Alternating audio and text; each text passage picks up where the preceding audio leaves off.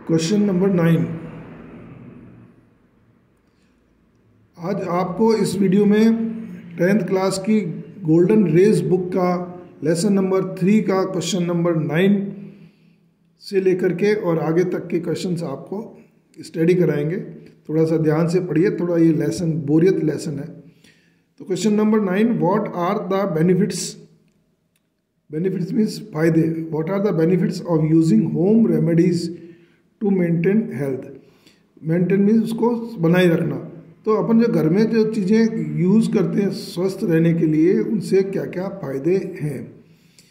लोग दवाइयाँ लेते हैं, हॉस्पिटल में जाते हैं, उसकी बजाय अपन घर में भी अपने हेल्थ को मेंटेन करके रखें। जो देसी चीज़ें हैं, घरेलू चीज़ें हैं, स्वदेशी चीज़ें हैं, उनको यूज़ करके अपन अपने स्वास्थ्य को ठीक बनाए रख सकते हैं। तो अब देखिए क्वेश्चन में से व्हाट हट जाएगा है ना, डिड तो है ही नहीं इसके अंदर।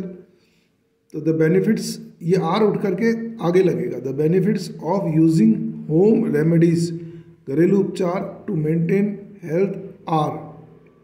ये पूरा का पूरा सब्जेक्ट एक है, ये थोड़ा सा ध्यान रखें भाई। ये जो हिंदी में भी आप देखेंगे तो क्या क्या फ़ायदे हैं, किसके फ़ायदे, तो इन चीज़ों के। तो बेनिफिट्स का जो है ये यहाँ आकर के ख़त्म होता है। तो there are many benefits, many जोड़ देंगे। Benefits of using home remedies to maintain health, they are cheap. एक तो घरेलू जो चीज़ें कैसी होती हैं, वो चीप है, सस्ती है, हार्मलेस, चीप हार्मलेस, उनका नुकसान कम है। जो अंग्रेजी दवाइयाँ लेते हैं अपन, एलोपैथिक मेडिसिन लेते हैं, दवाइयाँ लेते हैं, वो नुकसान करती हैं। तो they are cheap and harmless and easily available, घर में ही है ना, ईजिली अवेलेबल एट होम। तो तीन चीज़ें हो गई, चीप हो गई, हार्मलेस हो गई और ईजिली अवेलेबल हो गई। तो ये इसके बेनिफिट्स हैं, इनको यूज़ करना चाहिए। Question number 10, how can the body signals help in achieving good health. तो how can the body signals, body के जो सिग्नल देते हैं वो हेल्प करते हैं in the achieving good health, अच्छे स्वास्थ्य के लिए। तो बॉडी में अपने को कई चीज़ें पता लगने लगती हैं। आंसर क्वेश्चन में से देखिए आधा आपको आंसर क्वेश्चन में मिल रहा है। अब इसमें हाउ हट जाएगा और कैन उठ करके और इसको सब्जेक्ट के बाद लेंगे। The body signals can help, verb के पहले जो है वो अपन इसको लगाते हैं, helping verb. The body signals can help in achieving good health by indicating, है ना। ये यहाँ तक तो आपको क्वेश्चन के वर्ड्स मिल गए। बाय इंडिकेटिंग, वो इंडिकेट करता है, सिग्नल देता है to us the right time to eat and correct amount of food to eat. तो हमको किस समय खाना चाहिए और कितना खाना चाहिए। बाय इंडिकेटिंग टू अस भी हटा देंगे तो भी चलेगा। By indicating the right time to eat, है ना, सही समय क्या है, right time to eat and correct amount, right amount of food, right भी कर सकते हैं, करेक्ट भी कर सकते हैं, right amount of food to eat. तो टाइम और अमाउंट, ये दो चीज़ें हमको इंडिकेट करता है। Question 11, what is the harmful effect on children.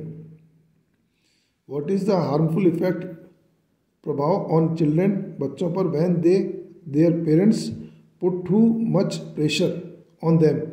बच्चों के ऊपर क्या होता है, बहुत ज़्यादा प्रेशर माँ बाप देते हैं, तुम्हारे ऊपर भी देते होंगे, भलाई के लिए देते हैं। तो what is the harmful effect, क्या क्या नुकसानदायक प्रभाव होते हैं ऑन चिल्ड्रन पर, when their parents put too much, बहुत ज़्यादा प्रेशर देते हैं उनके ऊपर। तो क्या क्या हटाओगे इसमें से, व्हाट हट जाएगा और इज उठ करके आगे लगेगा। The harmful effect on children are, यहाँ जोड़ सकते हो। तो there are many harmful effects, इसमें मैनी जोड़ दिया। There are many harmful effects on the children when their parents put too much pressure on them. The children can suffer from stress, जो पहले भी आए ये, कैन सफ़र, पीड़ित हो सकते हैं, stress, tension, frustration and feeling of inferiority they may become druggist, और वो जो है नशा भी करने लग सकते हैं। दे मे बिकम है ना।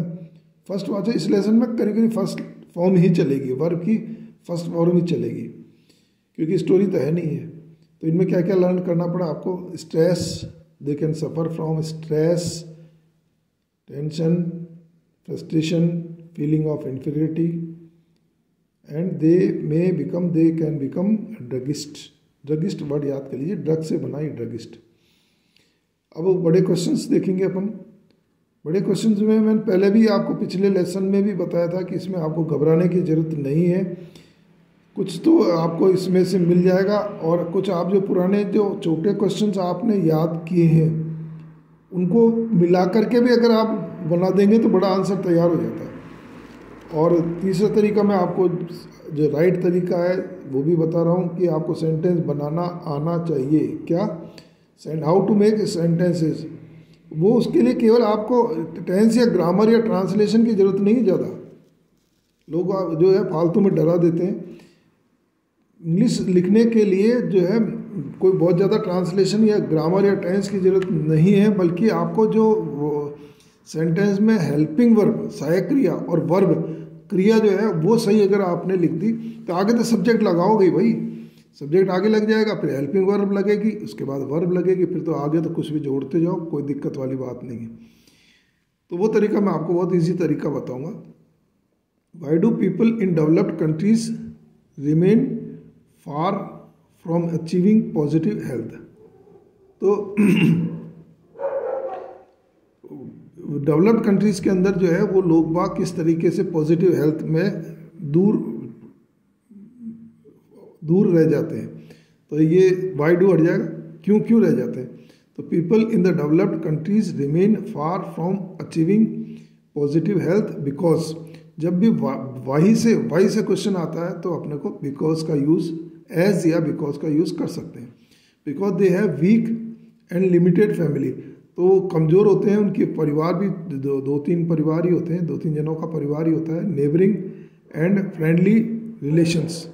तो उनके पास में उनके पास कमी है किन किन चीज़ों की। पैसा तो है, सब कुछ है, लेकिन दे हैव वीक कमज़ोर और लिमिटेड फैमिली है। और नेबर्स भी नहीं है, पड़ोसी भी ध्यान नहीं देते, फ्रेंड्स भी नहीं है, और रिश्तेदार और भी नहीं है। Thus even though they are well off in health.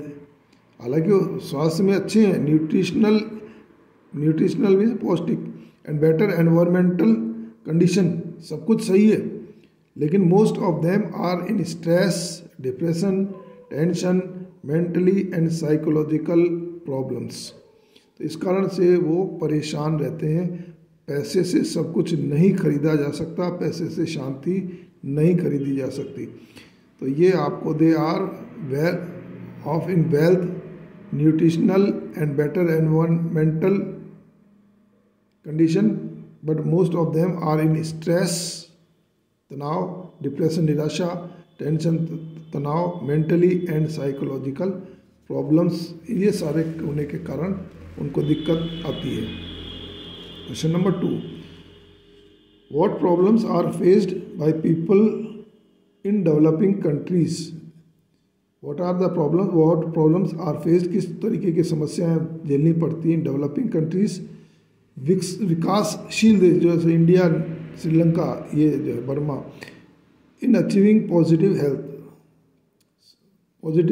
पाने में क्या क्या समस्याएं आती हैं।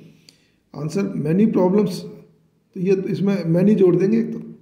Many problems are faced by people in developing countries in achieving positive health, है ना। तो एक तो ये मैनी जोड़ के एक सेंटेंस बढ़ा है तो ये बन जाएगा। आगे देखिए, the environmental and nutritional status is lower.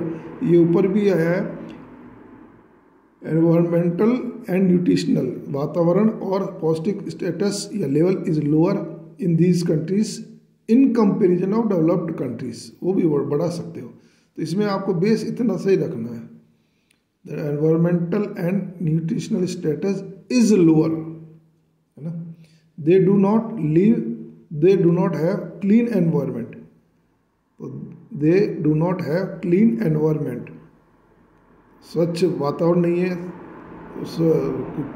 Clean water नहीं है, क्लीन एयर नहीं है ना। The people are poor and uneducated, गरीब भी हैं और कम पढ़े लिखे भी हैं। They have lack of money and knowledge to buy medicine and good facilities. तो they have lack of money, they have lack of doctors, they have lack of medicines, है ना। बहुत सारी चीज़ें, खाली ये मनी से ही नहीं है। तो they have lack of money, lack of knowledge to buy medicines, there is lack of hospitals, there is lack of कमी, ये सारी चीज़ें हैं। Question 3, how do the animals keep themselves fit. Animals जो है, जानवर अपने आप को फिट कैसे रखते हैं। देखो, इंसान तो ज़्यादा बीमार पड़ता है, जानवर कम बीमार पड़ते हैं। The animals keep themselves fit by, ये आंसर आपको यहाँ तक क्वेश्चन में मिल जाएगा। तो द एनिमल्स कीप, डू था तो यह कीप ही रहेगा। देमसेल्फ अपने आप को fit by depending on natural resources, fit by depending on natural resources, तो वो प्रकृति पर ही निर्भर रहते हैं।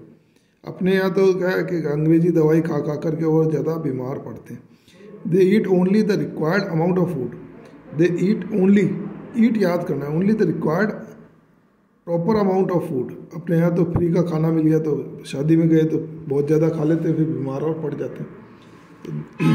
They eat only required amount of food, they do not eat, they do not over eat, बहुत ज़्यादा नहीं खाते, तो फोकट का मिल रहा तो ज़्यादा खा लें। They do not over eat mean ज़्यादा खाना। They lick salt rich soil to maintain salt and minerals, तो जिस मिट्टी में साल्ट होता है, नमक होता है, मिनरल्स होते हैं, उनको ये चाट के और अपनी बॉडी को मेंटेन करते हैं। लिक में चाटना। दे यूज भी कर सकते हैं salt rich soil to maintain salt and minerals. They eat less food at the time of illness, they eat less, कम खाते हैं food at the time of illness. They eat याद कर लीजिए बस, बाकी तो आप बना लेंगे। Less food at the time of illness. Question 4, how do the parents spoil the eating habits. How do the parents भी इस मामले में जिम्मेवार है, स्पॉयल ख़राब कर देते हैं the eating habits of their children, बच्चों को जो खाने की आदत है, लाड़ में प्यार में जो है वो बिगाड़ देते हैं। तो द पेरेंट्स स्पॉयल, डू है तो कोई चेंज नहीं आएगा। The parents spoil the eating habits of their children in over zealousness, उत्साह में, ओवर जीलियसनेस, ओवर लव भी कर सकते हैं, है ना। They force infants and small children, they force infants बहुत छोटे बच्चे, and small children to eat more and more, ज़्यादा ज़्यादा। They force infants and small children to eat because it is feeding time, not because of they are hungry. तो जैसे time हो बच्चे को ज़बरदस्ती खिलाने लगते हैं, चाहे बच्चे को भूख लगे चाहे नहीं लगे।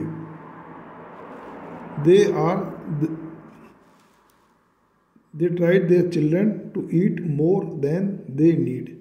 They tried their children to eat more than they need. जितनी ज़रूरत है उससे ज़्यादा खिलाने की कोशिश करते हैं। तो ये आपके बड़े क्वेश्चंस हुए, उम्मीद है आपको समझ में आ रही होगी। और ये लेसन नंबर 3 जो है वो पूरा का पूरा आपका वर्ब की फर्स्ट फॉर्म में चलेगा, ये ध्यान रखिए। और जिनको टेंस आते हैं प्रेजेंट इंडेफिनिट टेंस में चलेगा। और जो थोड़े अच्छे इंटेलिजेंट स्टूडेंट्स हैं वो उसको एक्टिव पैसिव का भी यूज़ करके थोड़ा सा लैंग्वेज को अच्छा बना सकते हैं। अभी हम नॉर्मल स्टूडेंट्स को लेकर चल रहे हैं। जो इंटेलिजेंट स्टूडेंट्स हैं उनके लिए इसी मैटर में और किस तरीके से वो और बढ़िया लिख करके ज़्यादा से ज़्यादा नंबर ला सकते हैं, वो तरीका और बताऊँगा। और जो कमज़ोर बच्चे हैं जिनको ये हार्ड लग रहा है उनको भी, उनके लिए भी जो है बिल्कुल ईजी लैंग्वेज में बहुत ही शॉर्ट के अंदर आंसर आपके सामने आएंगे। कभी कोशिश कीजिए, इसको आप अगर कर सकते हैं तो बहुत अच्छा है, इम्प्रूव करिए। और किसी भी तरीके का कोई भी क्वेश्चन आए तो आपको वर्ब को पकड़ना है, वर्ब उसके अंदर क्या लगेगी, उसके आगे सब्जेक्ट कुछ भी जो भी बनता है वो तो सब्जेक्ट ज़्यादा हार्ड नहीं होता, तो सब्जेक्ट, उसके बाद हेल्पिंग वर्ब, सहायक क्रिया, अपने वर्ब, और उसके बाद में आप सेंटेंस को चाहे जितना बड़ा कर सकते हैं। उम्मीद है ये वीडियो आपको अच्छा लगा होगा। आप इस वीडियो को ज़्यादा से ज़्यादा अपने दोस्तों को सेंड कीजिए ताकि आप उनसे चर्चा करके और ज़्यादा से ज़्यादा सीख सकें। सब्सक्राइब कीजिए क्योंकि बहुत सारी वीडियोस आ रही हैं, कहीं आप ये फ्री की वीडियो का जो है वो लाभ नहीं उठा सकें तो ये आपका दुर्भाग्य होगा। आज की वीडियो में इतना ही। Thank you very much.